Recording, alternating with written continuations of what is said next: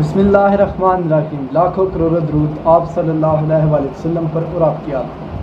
नाज़रीन, आज का हमारा लेक्चर है पाकिस्तान पिनल कोड के सेक्शन 148 और 149 के बारे में। ये क्रिमिनल लॉ में आप लोगों ने अक्सर इन दफ़ात को शामिल होता हुआ देखा होगा। जो लर्नर काउंसिल हैं उन्होंने देखा होगा, या जो भी फ्रेश लॉयर्स जो प्रैक्टिस में जा रहे हैं उन्होंने भी देखा है इस चीज़ को। तो आज हम इसका बेसिक इंट्रोडक्शन जो है उसे डिस्कस करेंगे ताकि हमारे कंसेप्ट क्लियर हो जाए। तो सबसे पहले हम डिस्कस करते हैं सेक्शन 148 ऑफ ताज़ीरात पाकिस्तान। ये किस चीज़ से डील करता है?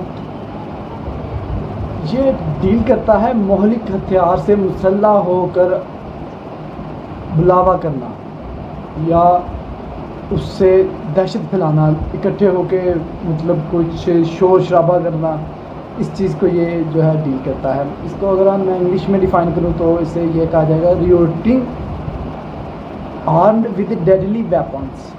अब इसमें जो इंसान है या कोई जो शख्स एक्यूज़ है या जो लोग जुर्म करने वाले हैं जिनके खिलाफ FIR हुई है, वो लोग इसमें जो असला लेके डेडली वेपन्स के साथ वो लोग एक जगह पे इकट्ठे होके जो है वो जिसे हम लोग पंजाबी में बड़क कह सकते हैं, बुलावा करते हैं, बड़के मारते हैं, शोर शराबा करते हैं।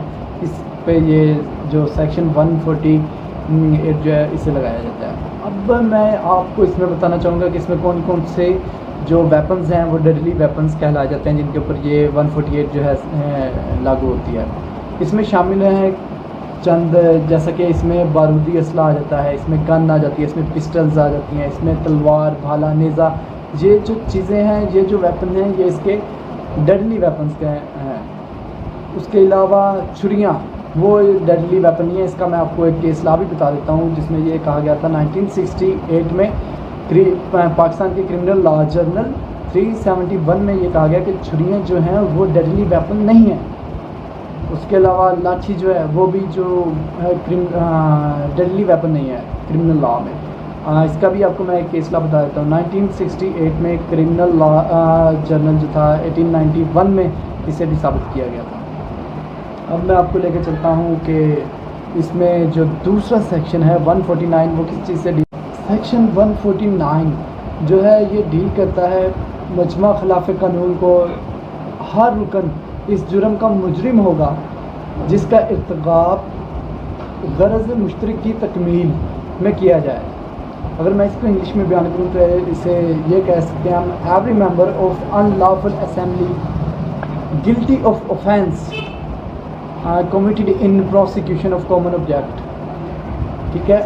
अब इसमें क्या होता है कि ये लोग जो मजमे में इकट्ठे होके जो एक ही उनका कॉमन ऑब्जेक्ट होता है कि हम लोग इस जुर्म को करने की नीयत से हम लोग इकट्ठे होकर कुछ जा रहे हैं। फॉर एग्जांपल जैसा कि किसी एक आदमी को ज़ख्मी करना है या किसी को कत्ल करने की नीयत से कुछ लोग 5 से ज़्यादा लोग या 5 लोग इकट्ठे होके जाते हैं और जाके उसे मारते हैं, उसे हर्ट करते हैं, उसका मर्डर करते हैं, तो उस पर ये अनलॉफुल असेंबली 149 जो है ये लग जाएगी कि उसकी नीयत जो थी उस मजमे के उस लोगों की जो थी वो अनलॉफुल थी, तो उस पर ये सेक्शन जो है डील करता है।